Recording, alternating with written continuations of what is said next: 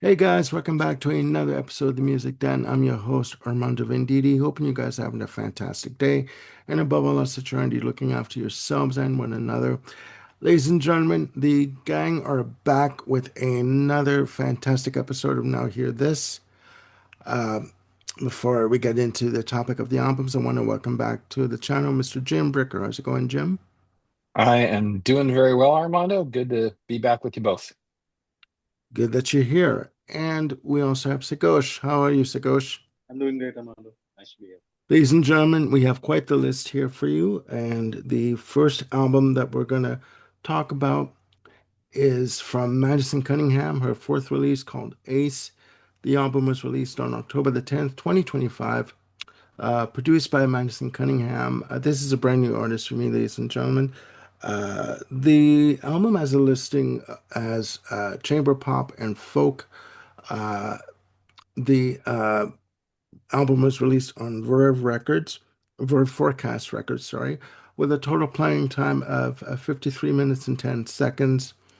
And Sagosh, as you're going to go first, what is your view on this release? So I discovered Madison Cunningham maybe a couple of years ago from her previous album, Revealer, which is actually this is Ace is her fourth album overall, but she has sort of disowned her first album because it was a Christian album, and she's sort of separated that part of her career. I mean, it was made, I think, when she was 18 or something.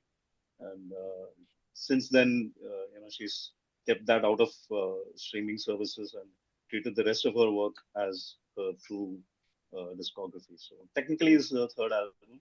And the last album I heard was Revealer, I think in 2022. Uh, Amazing album. And Ace continues more or less in the same vein. She has developed this style as the genre indicates, sort of chamber pop folk, but it goes a little beyond that. I mean, I would call it maybe something like progressive chamber pop because it is chamber pop in its essence, but uh, there is Okay. just so much happening. There is a lot of variation in the music. There are themes. There are so many ideas that come in across styles and genres. It's really quite an experience to go through this album. Revealer was excellent, but this I feel is like a step ahead.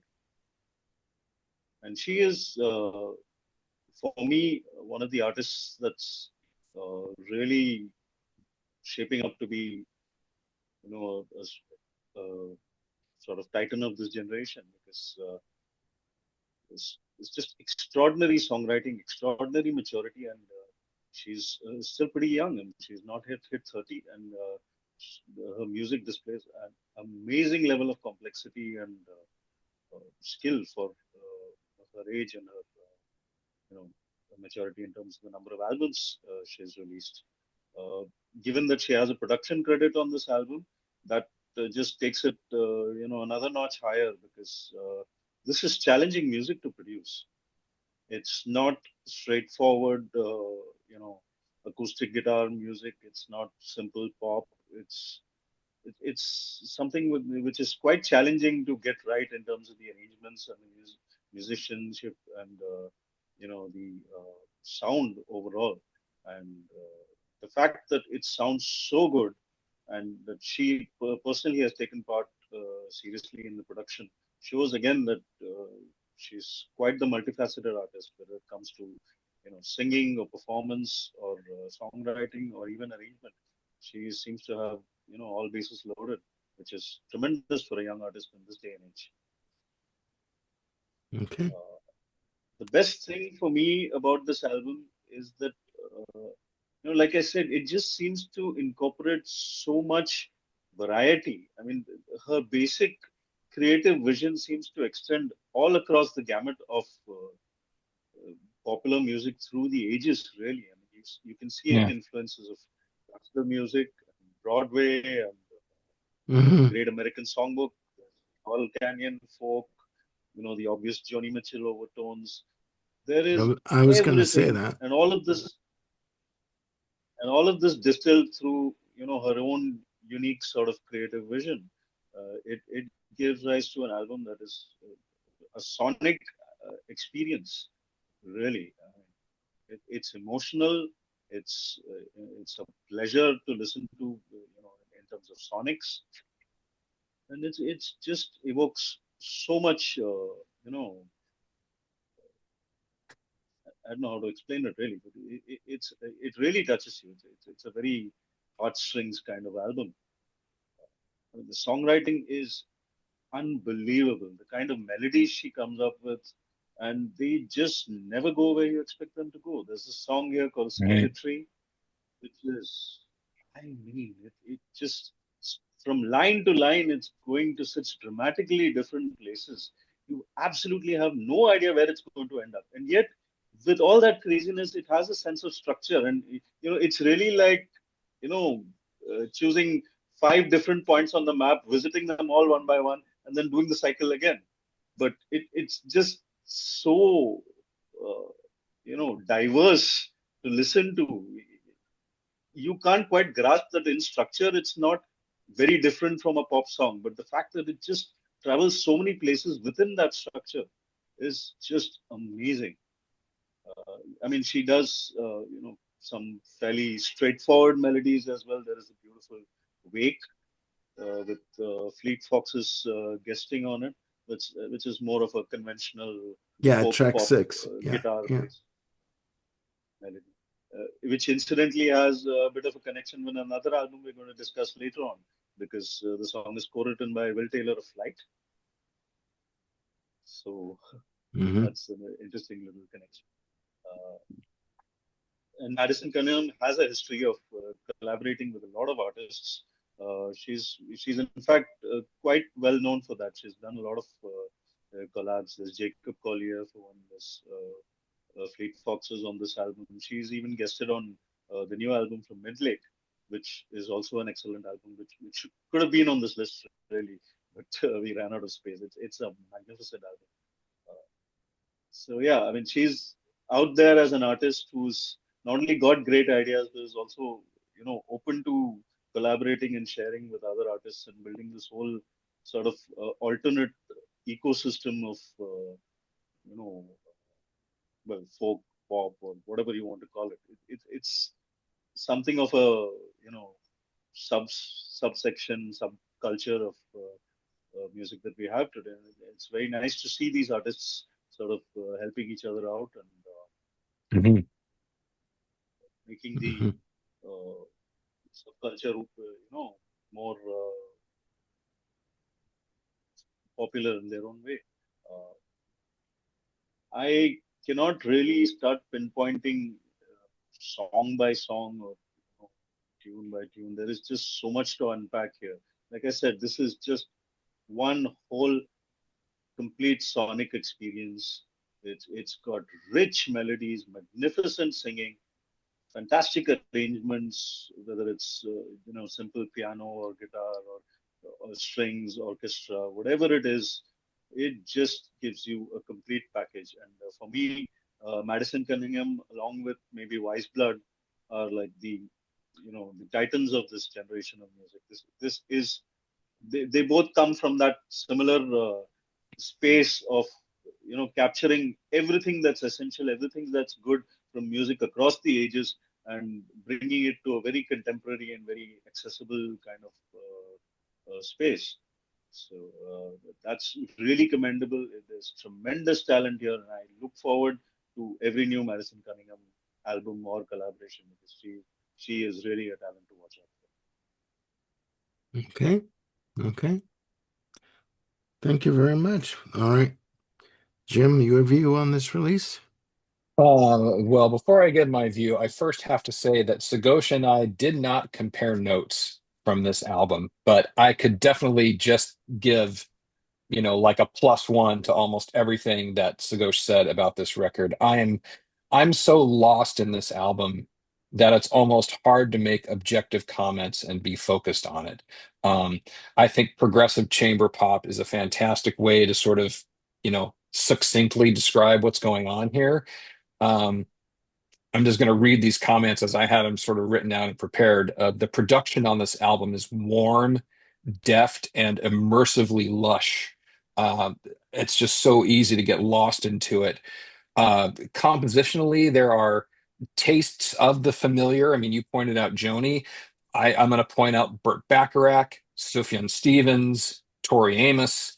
I mean, but yet this is unlike anything else that's out there. So it's not a simple, pieces of this and pieces of that cobbled together. Madison definitely has her own voice and style, and this is, like I said, I just get completely lost in it. Um, you talked about the orchestral touches in here, and yeah, they're just so tastily done and arranged and produced. It helps give this album just a heart and soul that is really organic and natural. And like I keep saying, it draws you in. The album starts with this sort of brief, classically inspired piano sweep and goes into this track called Shore, which is just this sweet, simple, heartfelt treatise on like unrequited love. And it just kind of wafts in and out like the tide. It's just so beautifully done. And then it gets into the track that you talked about, Skeletry, which again, looking at my notes here, it totally changes up the vibe and kind of spins with these unexpected turns in arrangement and melody, but yet it doesn't make you dizzy. It's completely Mhm. natural. There's this internal coherence to the track that just makes it seem like, well, of course, where else would you go having done that? But I never would have thought of that. It just seems so perfectly realized. Mhm. We talked a lot about the sounds here, but the lyrics are, something to really sort of soak into as well. There's many wonderful touches that she puts through here, and I just will share one of my favorite lines from this song called "Break the Jaw," as in the jaw, where she says, "I put my weight in your arms and I fell right through." That's just like, oh, the visual that connotes, and sort of um the expectations of trust and relationship and whatnot. That there's just, what is that, like 10 words, but yet there's so much meaning that can be wrenched Yeah, from that. there's a There's lot of just, meat on the bone in that one line. Yeah, in yeah, terms of the definitely. significance of it. Yeah. Right. And that's one of the things that, kind of points to the Joni comparison for me, is that, I mean, we're going to talk about Joni with another album coming up here, but this is not, again, aping Joni Mitchell. It's just taking the richness of how Joni wrote and thought about things, and again, it puts her own stamp on it. Um, yeah, this makes me want to go check out the back catalog. This makes me want to go see her in San Francisco when she's going to be doing her tour debut in January. Um, Hopefully, I'll get to go. We'll have to see. But yeah, I am just absolutely stunned at how wonderful this album is. I'm a big fanboy. I'm not gonna go perfect 10 out of 10 on this one, but it's a solid 9.5 easily. And I'll recommend this to anyone who'll give an ear, to listen to me on it. It's just an absolutely stunning album. Okay. All right. I mean, given the obvious comparison would be to Joni Mitchell, and I feel in some ways that's a bit of an easy out, like an easy escape kind of thing. But it's there, and I did forget about Tori Amos. Um, you're right, Sagosh. I forgot about Tori Amos. For me, this is a great album. 14 tracks in total. Uh, I feel that this is an artist that she's not being led as to, okay, we need you, we want you to go into this lane of, songwriting and promotion.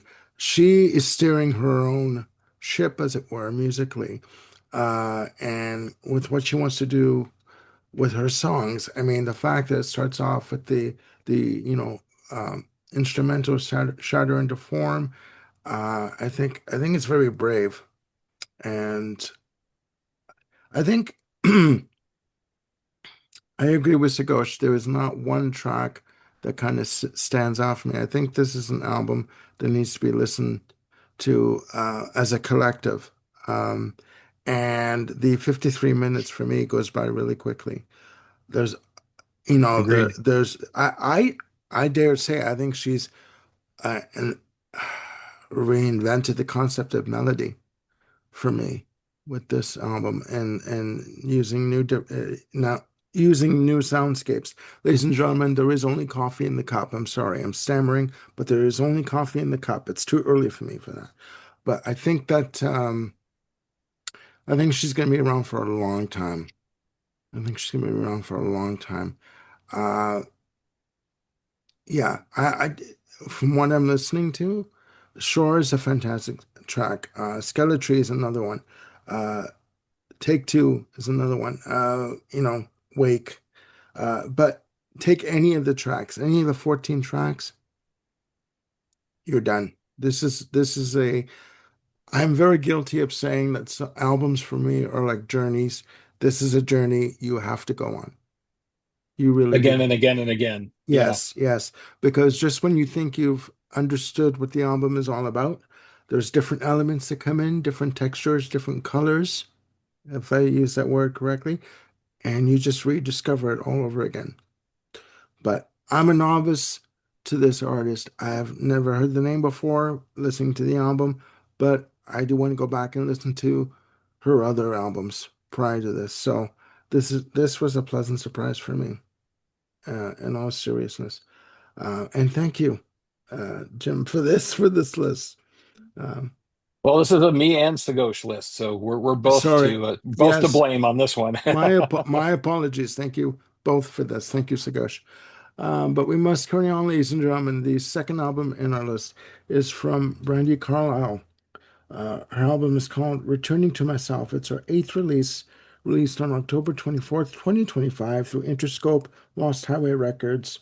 Listed as synth rock and Americana, produced by Brandi Carlile, Andrew Watt, uh, among other producers. The singles that were released from the album, I'm having trouble with my eyes, guys. Returning to Myself, A War with Time, and Church and State, an amazing track. Total playing time of 43 minutes and 19 seconds. Now, I did see Brandi Carlile open for Pink a couple of years ago in Toronto. Fantastic. Bob thought she was a waste of time, but that's just Bob's opinion. That wasn't mine. Okay. Um, Sigosh, your view on this release? So I was sort of familiar with Brandi Carlile before this. I've heard one album. It's called By the Way I Forgive You. It's a beautiful album, and I was definitely enthused to hear this one. Although I will admit that the first single I heard was Church and State, and while that's a perfectly good track, it made me a little bit reluctant initially to listen to the album. I was like, whoa, has she changed direction? Is this going to be something different?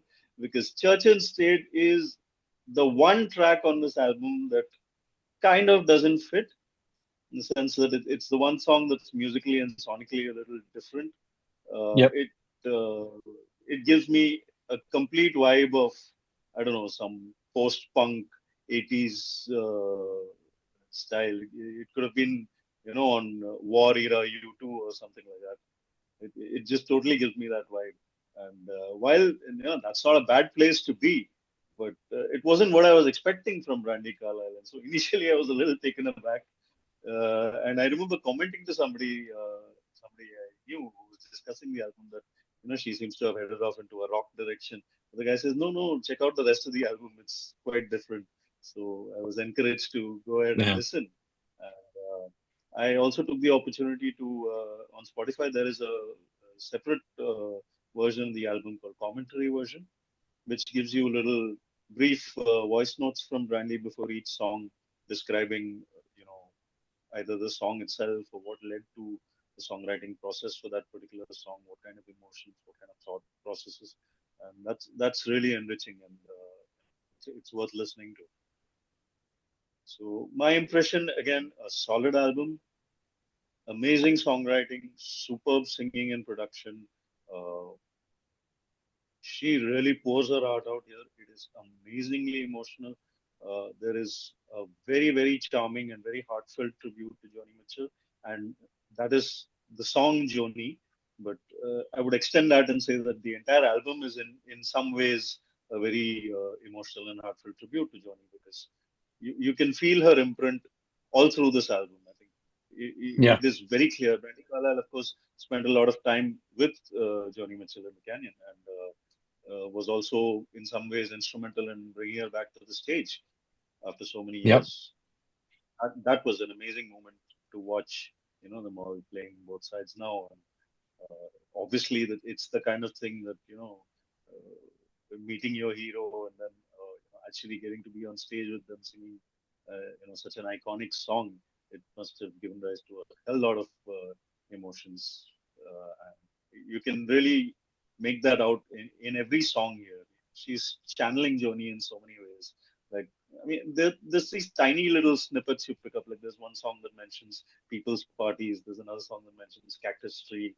And, Yeah. there's just these little snippets that she's not name dropping or trying to But the influence is there. The obvious reference that is she's there. Joni. Yeah. So it just shows you.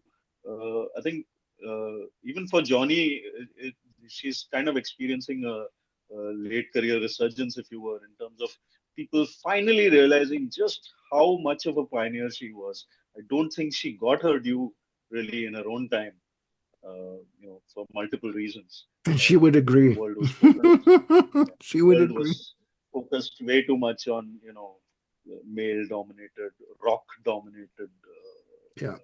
music business, and nobody gave the time of day to something that was a little more complex and a little more that needed you to get involved and keep your preconceived notions aside. And there were very few artists in her prime who were as challenging as Joni.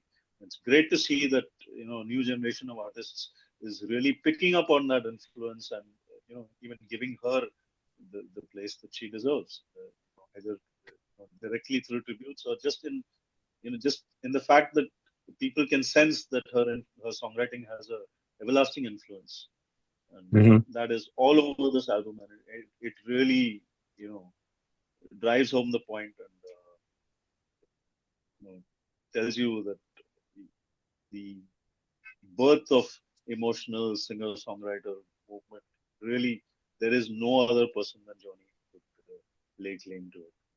And she continues, 50, 60 years on, she continues to have that overarching influence on the genre itself and on multiple generations of artists. It's so great to see that, people are carrying on that tradition. Okay. All right. Jim, your view? My view, again, it's a +1 of what Sagosh said. So I'll just leave it at that. No, there's, Okay. Okay. I mean, let's start with the title of the album. Returning to Myself is a line that's directly lifted from Hajira, Joni's amazing song and amazing album. So yes, Brandy has fully embraced her Embraced. love and admiration for Joni Mitchell but integrated it into her own. Um, the comment I had about things like Cactus Tree and people's parties and whatnot. It's like these little lyrical drops just sort of season the album and just give it this sort of pop and freshness and flavor that it's like, okay, we understand, Brandy. This is awesome, the way that you're sort of dropping this in here. Yeah. um you're right, Church and State is sort of like almost like it's a cut from some other album. Maybe Brandy had been listening to Jagged Little Pill a little bit too much when she decided to record that track. But It was sorry, did I say politically Joni or Brandy? it was politically motivated from the political events that were going on at the time. That's why she wrote Fair enough, Church and fair State. enough. And some Yeah. Yeah, some it subjects was. It do was. warrant It's that kind yeah. of musical treatment. I mean, everything can't be just simple and soft. Sometimes you Yeah. have to edge it up a bit. Fair enough. Yep. And Yeah, but yet, it's still a great track. It is the anomaly in this record because the rest of it is so um introspective. it is introspective. It's more gentle again with these sort of, lush acoustic arrangements and great harmonies and melodies. Not as um immersively radical as what Madison Cunningham did, but still Yeah. it's a great listen. I've checked out several Brandy Carlisle albums in the past, and they've always been like, yeah, okay, I get what's going on here. Not quite my cup of tea. But this one is, really my cup of tea. I don't know if it's Brandy that's grown or I've grown into her, but I enjoyed this, quite a bit. Again, she's gone full Joni Mitchell, and that's not a knock because she's done it through this natural, organic way of just appreciating Yeah. her work, and then from Brandy's getting to know her and then bring her back onto stage, like at the Newport Folk Festival, what, a couple of years ago, like 2023, um, was when Joni came back on stage, and a complete surprise to, everyone attending. No one expected Joni to be there, but yet that's what they did. And yeah, I this is a really, really great record. Highly recommended. I'm gonna give it like a good 8.5 out of 10. I will gladly go back to it. It's really, really, really well done. Okay. Before I give my opinion, I just want to correct something from before. The album was co-produced by Aaron Dessner and Justin Vernon. For some reason, I couldn't read my notes properly. My apologies, ladies and gentlemen.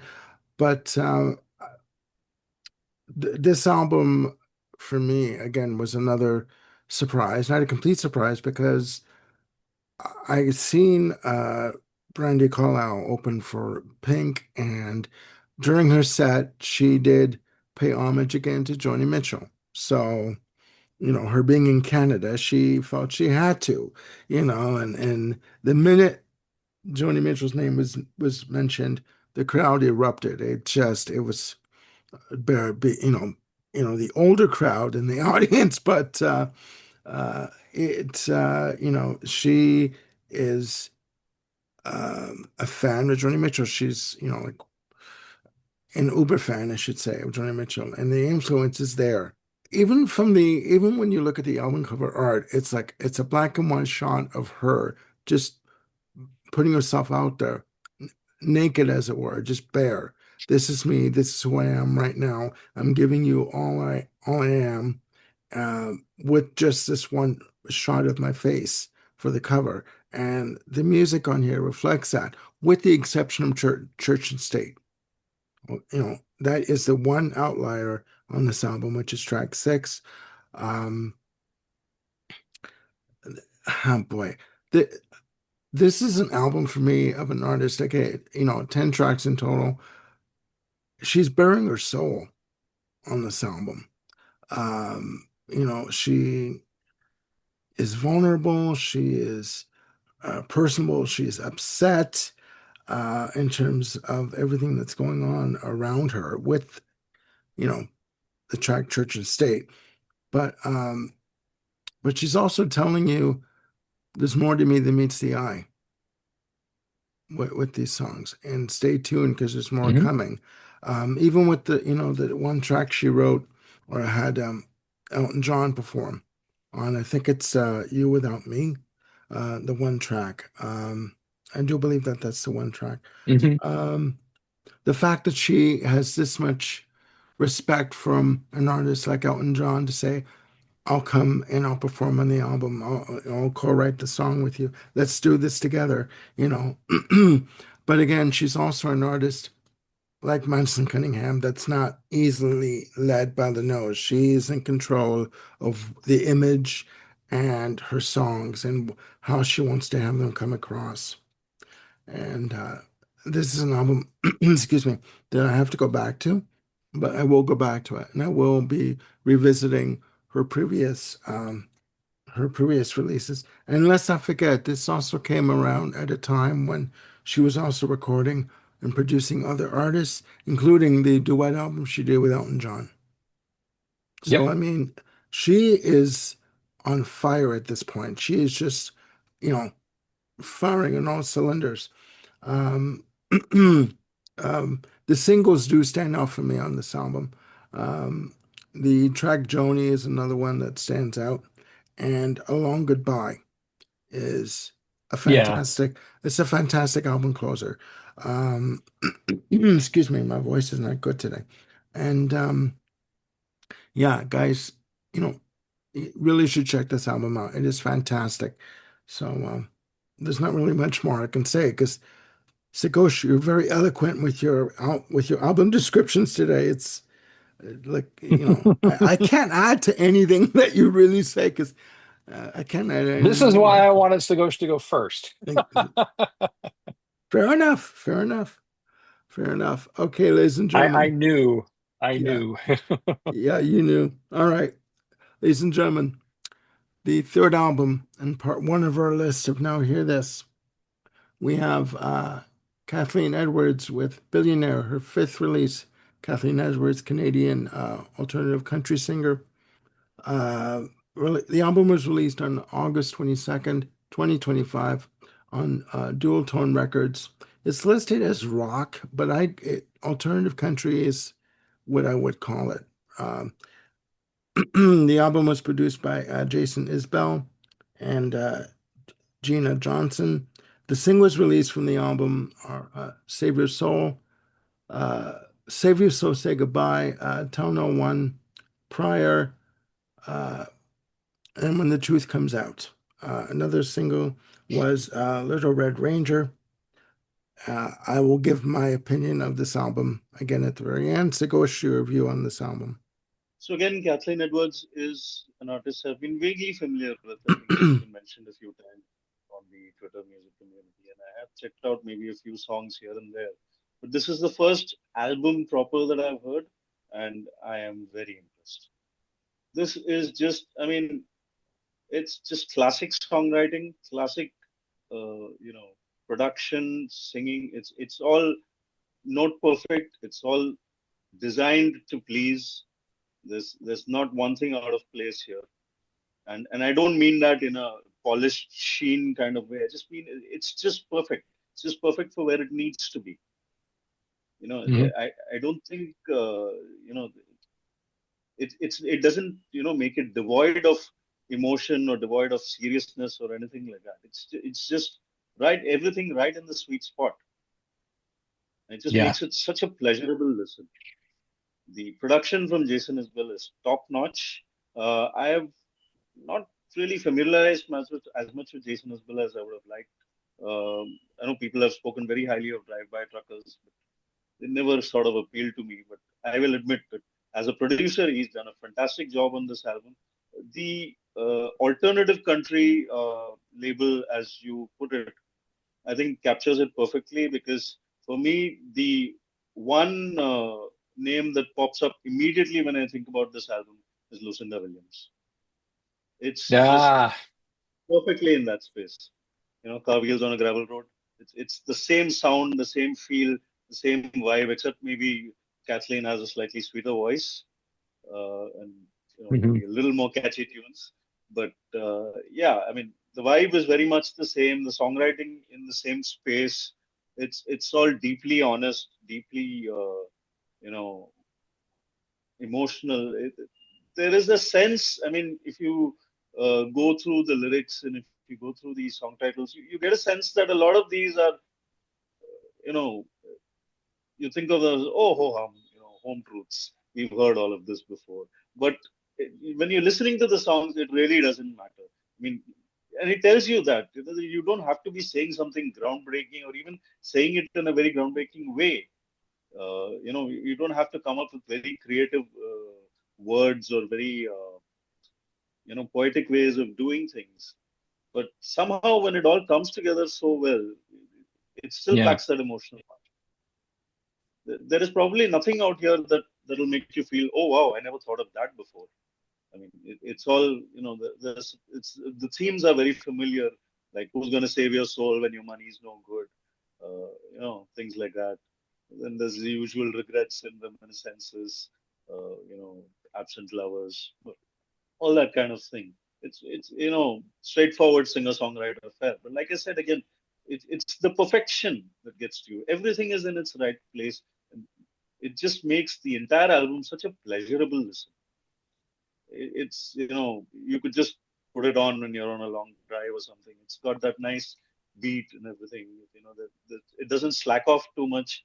It's keeps a good tempo, keeps you going. If you're on the move, and her voice is so good. It's all the right notes. It's all the right emotions. It's not flat at all. And just because there is a perfection to the production doesn't mean there's anything flat about it. She Right. emotes when she needs to emote. She lets it go when she needs to let go. It's especially I would like to highlight the song called "Other People's Bands," which is like a killer classic chorus. It's the first song that really stayed with me when I listened to the album for the first time. And I'm very surprised actually that it wasn't released as a single, because to me that song could have been a hit. I mean, it just sticks in your head from the very first moment. The entire album is full of these great melodies, fantastic playing, production. It just hits everything. It hits the right note, and I really have to go back and listen to more Kathleen Edwards, because if everything of this quality, then I'm missing out. Yeah, I again, at the risk of repeating myself, plus one. Um, but but yeah, a couple of notes before I get into this album proper. One, yes, Jason Isbell's fingerprints are all over this album, and Sagosh, I highly recommend Jason's album "Foxes in the Snow," which came out earlier this year. I think your head may just spin off of your body. It's so you beautifully done, and we talked you about this. you mentioned this on Yes. another, yes, okay, on another episode. That's right. Yes, And we have another. Yeah, yes. yep. Okay. So that's That's where coming the up. name that's where the name is familiar. Okay, okay, okay. Please Exactly. continue. Please continue, my Thank you. good boy. Thank you. And yeah, Kathleen Edwards does have a small handful of other albums, and they're equally very well done. Um, there's nothing in there that's like mind blowing in the way that like Madison Cunningham's record is, but everything is so perfectly in its place, that it's just rich and rewarding. And this is, another record definitely in that vein for her. And when I say everything is in its right place, it's not calculated. It's just deftly and warmly produced and arranged, and it's just, a wonderful listen. I've always said to myself, yeah, I need to go back and listen to those Kathleen Edwards albums some more. And this is another kick in the ass for me to say, yeah, I need to go back and listen to more Kathleen Edwards because it's fantastic. You're right to call out Lucinda Williams. That's the one name that escaped me. I had in my notes here, it's like, okay, if you like Tom Petty, Nico Case, Jenny Lewis, or Rilo Kiley, then, like this album is going to hit that sweet spot for you. This is, a potent, lively, uh, gentle, but also caustic album at times, and it's hooky as all get out. That's what I love about this album, is that every song, it's like, yeah, I want to sing along to this. This is really, really well done. Here in the San Francisco Bay Area, and I've talked about this before, there's a radio station called KFOG, and KFOG's motto was the home of quality rock and roll. And this Kathleen Edwards album would have fit perfectly into that, because it's all, extremely well written, extremely well done, graciously performed music that just really catches the ear and makes you want to sort of, dig into it some more. Kathleen Edwards is a Canadian, thanks to Don Brydup for pointing that out to me. And the other thing I'll mention before turning the floor over to you, Armando, is that this is not her only album that came out in 2025. I pointed out to Sagosh as I was doing some digging that she released a covers album earlier in this year, and in fact, it's called Covers. Um, she's taking on Tom Petty, Jason Isbell, Springsteen, Flaming Lips, Supertramp, Paul Westerberg, John Prine, and REM. And it's just so well done. I mean, she takes on the logical song by Supertramp, okay? Mhm. Everyone knows that. It feels like, okay, there's no other way that one could possibly do the logical song and made it work, but she found a way.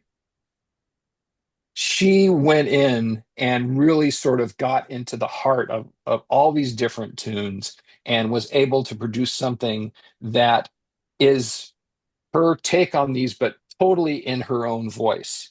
And, they're not 180 degrees.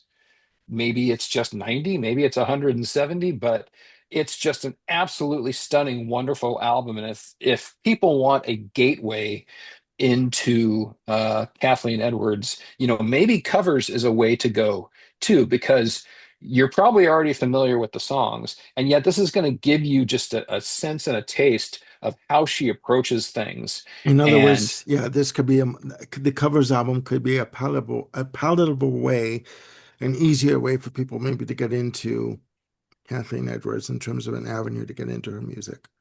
Oh, maybe I so, get that. yeah. I get that. But again, like we said, Lucinda Williams, as Sagosh pointed out, Petty, Nico Case, Jenny Lewis. If you're familiar with those artists, then this is an easy recommendation. Kathleen Okay. Edwards, Billionaire is, again, like a solid 8.5 out of 10. Okay. All right. Um, for me, this is the one album on the list that I was like, that's okay. When I was trying to sort of come up with a comparison, even now to try and think of like who to compare Kathleen Edwards to. There's another Canadian artist, singer-songwriter by the name of Sarah Harmer, Hmm. that people should check out. When I was listening to this album, I was trying to find, I guess you'd say, the songs that had the hook, songs that would grab me. Um, not necessarily the singles, but the songs that would sort of like pull me in. And Hmm. I'm still trying to find them. I'm sorry. I mean, Oh, really? Wow. I'm sorry. I am. I'm trying to find them. And when I was trying to sort of like, kind of find another artist to sort of vocally latch onto in terms of a comparison, Sarah Harmer came to mind for me. I don't know Hmm. why, but she did. Uh, I'm not saying it's a bad album. I'm just saying for me, okay, it's not Black Midi. Okay, let's just go there. It's not Black Midi. Okay. What is Um, except Black MIDI, really? yeah, and thank God there's only one. But They. but I just for me, I need to sit with it some more. Maybe it'll grab me at some point. Uh, it's just to me the immediacy of I get where she's going with this wasn't there for me as it Okay. was with Madison Cunningham. But I mean, again, if we all agreed on every album, that every album was amazing, these episodes would be like 5 minutes, I mean, like seven at the most in terms of discussion. So, but Yep. I mean, she is a talent.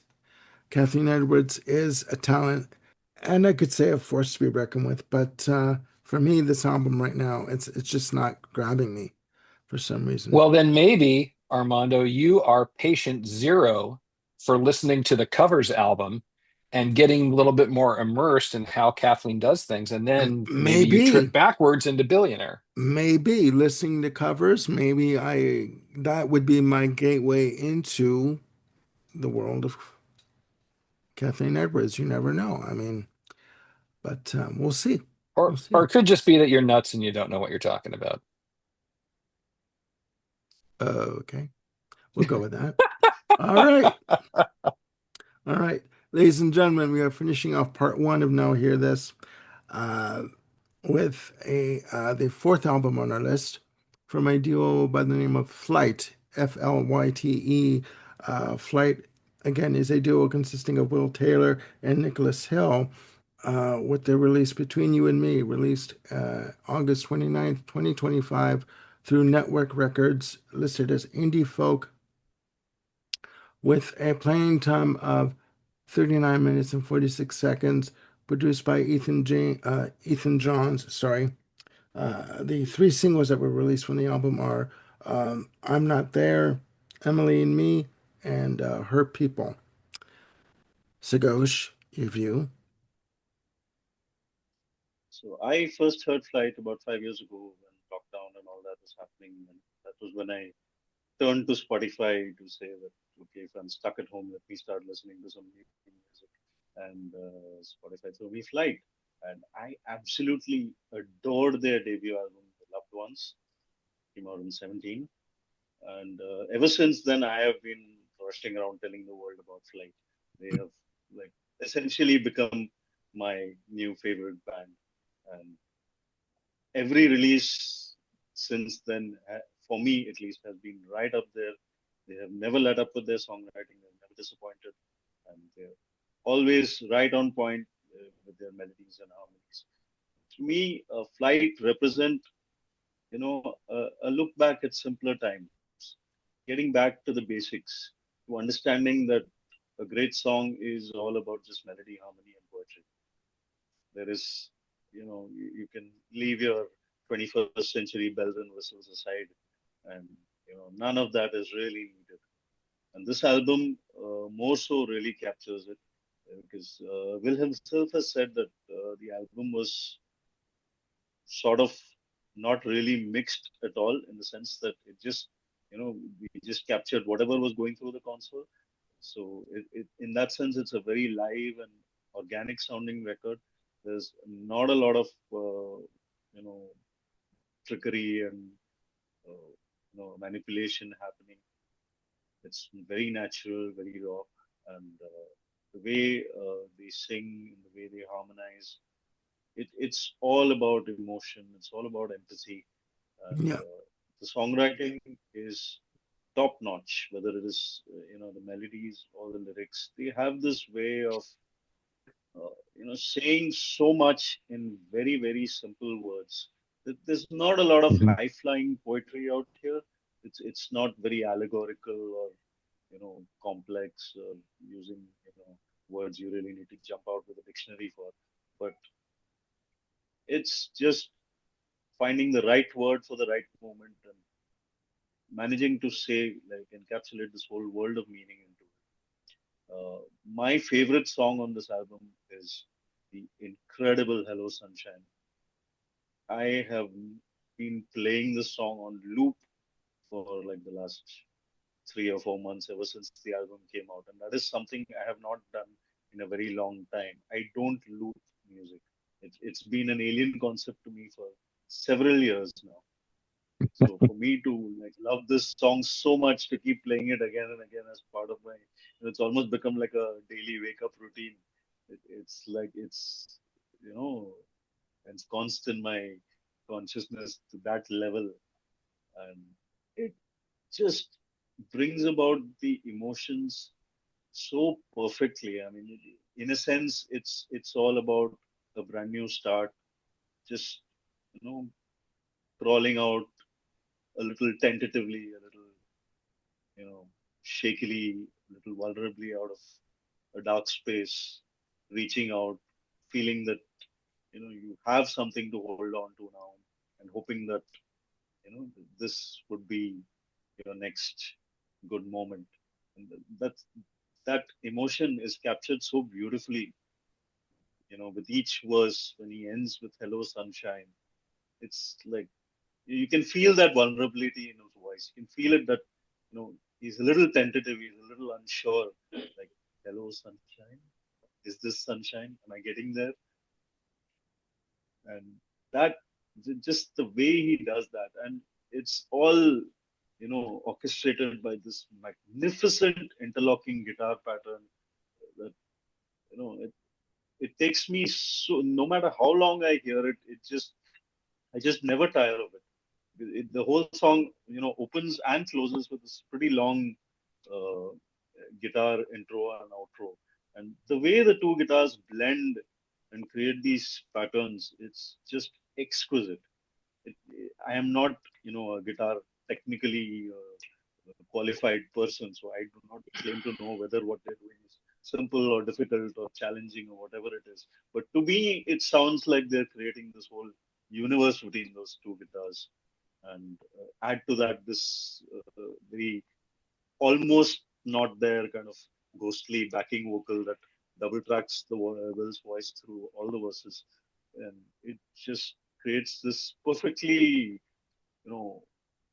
warm, like it's really like an early dawn kind of atmosphere, where you're just feeling the first rays of sunshine coming in, and I it get that. absolutely captures the kind of optimism that can create.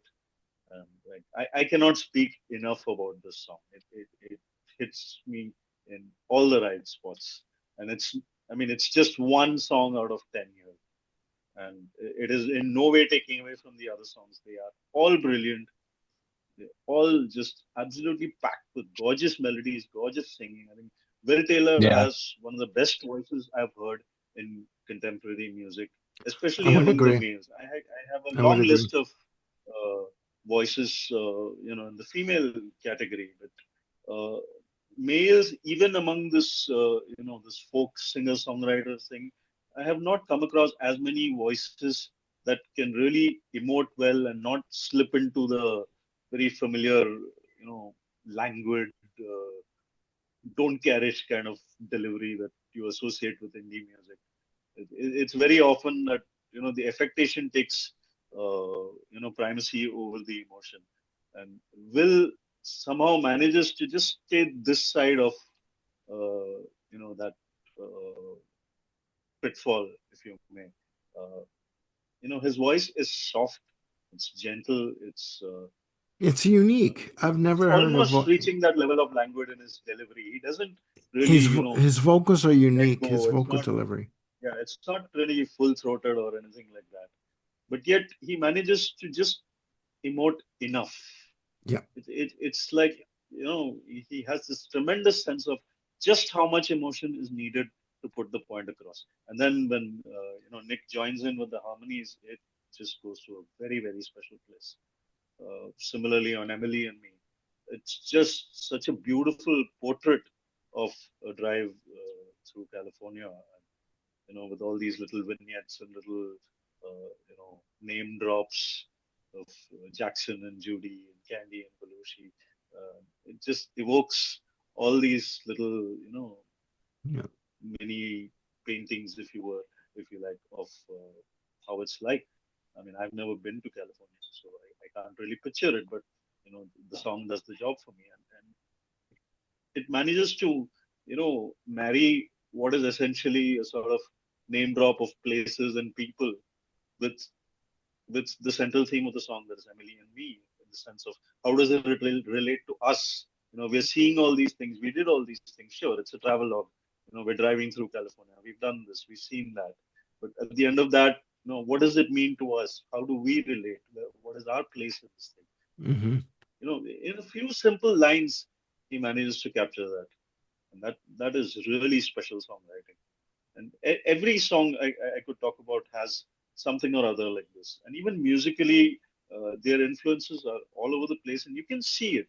I mean, you can hear a bit of Beatles in here. You can definitely hear a bit of Simon and Garfunkel, a bit of Nick Drake, Elliott Smith, uh, Sufjan Stevens. They're all here, but again, not in a very conscious, obvious kind of way. There's no imitation. There's just this very organic, absorbing of all this, songwriting and musical genius, and it's just, you know, creates their own space in terms of what they're able to achieve with their songwriting. I think they're a tremendous songwriting team. Will is a wonderful singer, and I really look forward someday to seeing them live. That's like really a bucket list item for me now. I love this album. Okay. Okay. Uh, Jim, your view?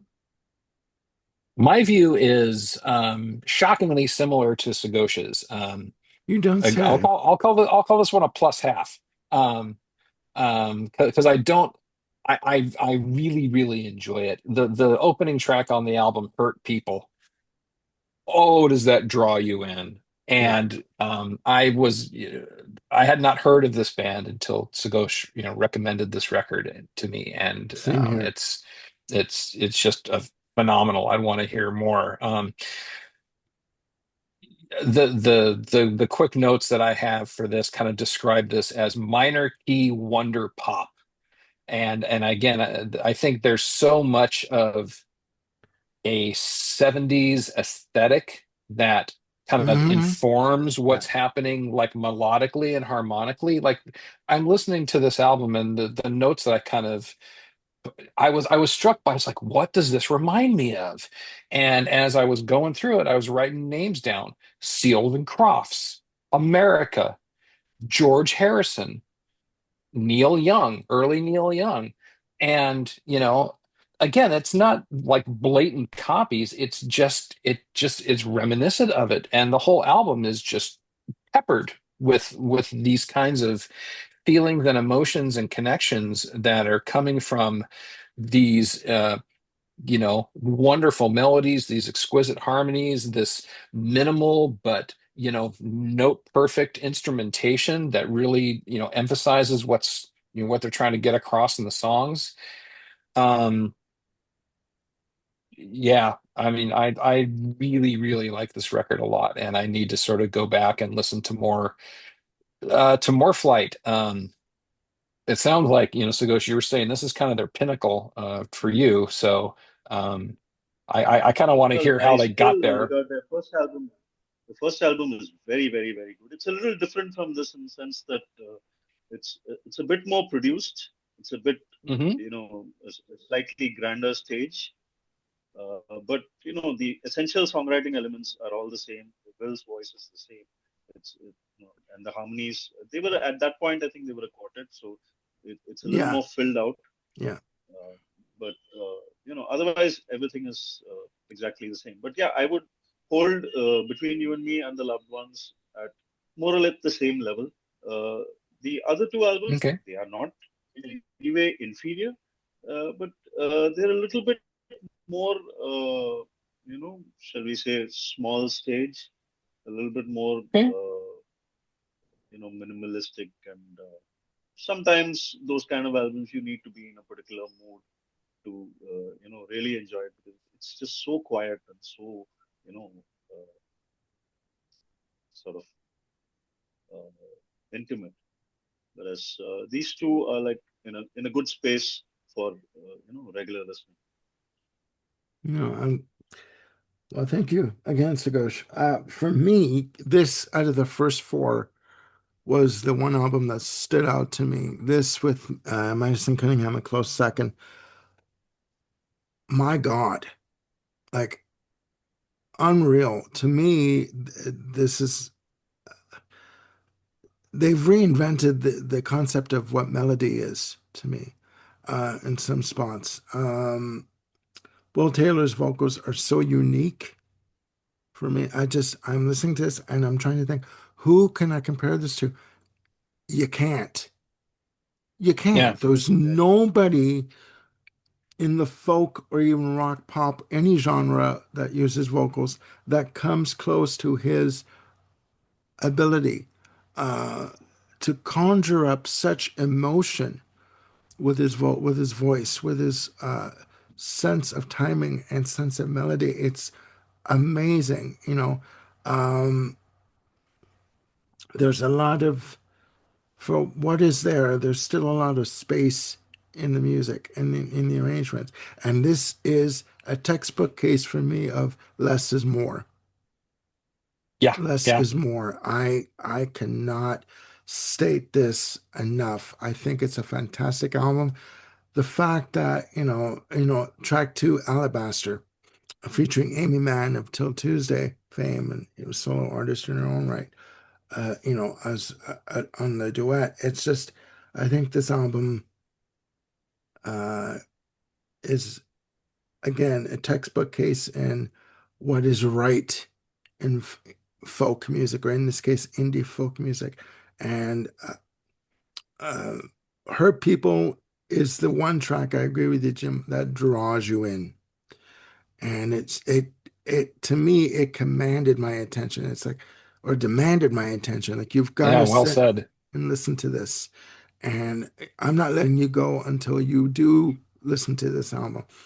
It's 39 minutes and 46 seconds well spent. If you want to have a half hour plus of wonderful melodic melancholy, this album is for you. Seriously. Like like unreal. Unbloody real. And I've got to go back and listen to their previous works. Like, I have to. I have to. I think this is just uh a wonderful exercise in emotion and melody and drama, but not over the top drama. There's just enough, Right. but then it pulls back. You know what I mean? It just gives you a little bit, and then it comes up with a song like Hello Sunshine. You know, from I'm So Down to Hello Sunshine. It has a good, it goes back and forth really well in terms of the sense of emotion that it's giving you. Guys watching, please check this album out. Please. You will not be disappointed. You will not be disappointed. I'm sorry. But and that's all I've got to say for this album. Any more comments on the albums that we talked about in part one? I'm glad that we had a there was a friend of mine I was sharing this playlist with about what we're going to cover, and his first comment was like, "Wow, this is sounding like Lilith Fair," and I'm like, "Well, not quite, but nice to have the men represented here at the bottom It's of the a list." common, that's the very obvious way to dismiss music like this. I mean, there is a certain kind of, I mean, not that I know what kind of music your friend listens to, but I know there are a lot of people that I know who, if I present them with music like this, would be like, yeah, I mean, soft music, like there's a lot of people who need that, rush of energy or whatever you call it, or some kind of musical challenge or virtuosity or whatever it is. Different strokes for different folks. And yeah, Yep. these all fall primarily in a same sort of musical space. So yeah, fair enough. There's not a lot of like real variety in these four albums in terms of mood. So I could understand somebody who's used to a lot of different music probably not uh, really being wowed by it. But it's all about appreciating subtlety, Yeah. appreciating craft. Like Yeah, not no, it's I not about agree. being flashy. It's about just There working in does the come service of the song. there I does think come a time where that's you what just have to sit these back. four albums capture so well. Yeah. Hmm. Yeah, for me, I was just gonna say, sorry, Sakosh. There does come a time when you musically where you just have to sort of sit back and just let the music take you wherever it's gonna go. And for me, a couple of the albums on this list do exactly that. So, all right, ladies and gentlemen, we come to the end of part one of Now Hear This. I want to thank Jim and Sagosh for coming along with me on this ride. I want to just quickly say I apologize for my performance on this episode. I am not 100% today. I'm feeling a little under the weather, and my appearance on camera has obviously portrayed that, and I do apologize. When we come back for part two, I will be in top form. I promise you that. I also want to take this opportunity to wish everyone a wonderful holiday season. Whatever holiday you celebrate in your part of the world, hoping that you guys had a great time. Not too good of a time, but a good time nonetheless. We will be back with part two of Now Hear This, our final episode for 2025. Please look after yourselves and one another, and we'll see you soon on the Music Den. Have a great day. Bye for now.